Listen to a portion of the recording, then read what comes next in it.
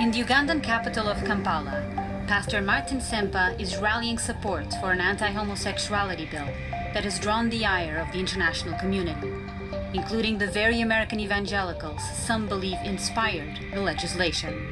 Good morning, everyone. My name is Pastor Dr. Martin Sempa. I'm here in the capacity as the chairman of the National Task Force Against Homosexuality in Uganda.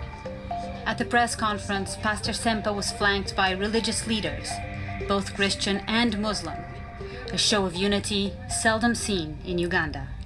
We are making legislation to make sure that sodomy and homosexuality never sees the light of legality in this land of the Pearl of Africa.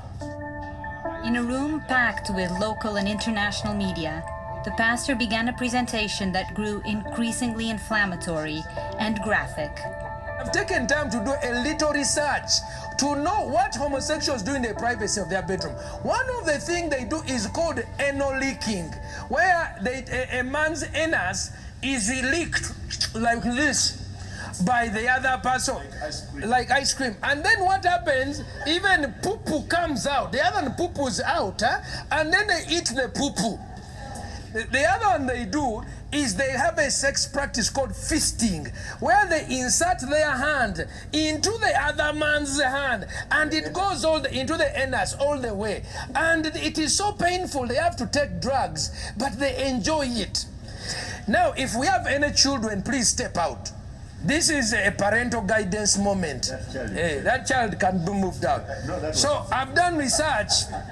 This is what they do. Number one, you can see a man here having sucked the other person's rectum, and the other person is poo-pooing, and this one is eating the poo-poo all over the place. Tell me, when you have a law against homosexuality, do you say except eating poo-poo? I mean, look at this guy sincerely. Bishop. Stagafulaiza. Hajat. We do not want this sickness. This is sick, and it's therefore deviant. We do not want it. A skilled and savvy showman, Sempa then summoned a young woman from the audience, one he claimed had been recruited into homosexuality. So this is Sandra. She's a young girl who was recruited from school at the age of 16. After 3 years of living with older lesbians, she's out to tell her story. Just read your statement. Members from Sexual Minorities Uganda brought to our school Interact Club. The young woman recounted how she was lured, with money and gifts, into a homosexual lifestyle. The story struck a familiar and clearly effective chord. Sempa regularly paints a picture of opportunistic Westerners with deep pockets preying upon Africa's impressionable, poor youth.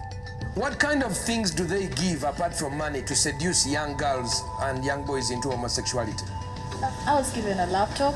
A laptop? I was given an iPod as well. How can we Africans survive when American money, Swedish money, is being used to seduce our children into lesbianism and homosexuality? I am not ignorant of the fact that the homosexuals and their sympathizers have basically taken over the entire Western civilization institutions of power. There's an aristocracy that really looks at homosexuals as